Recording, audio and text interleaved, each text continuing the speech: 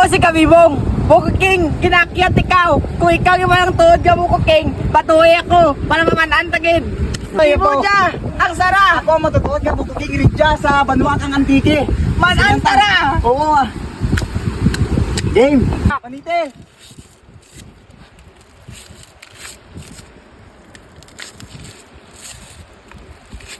Natawat.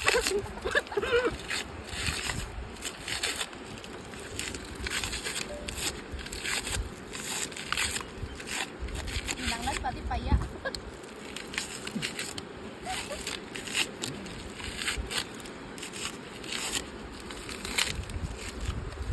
So ayun guys, no, nasasaksiyan po ninyo ang pagtutuos ni Kabibong at saka ni Buko King. Sino nga ba talaga ang tunay na Buko King? Go Buko King!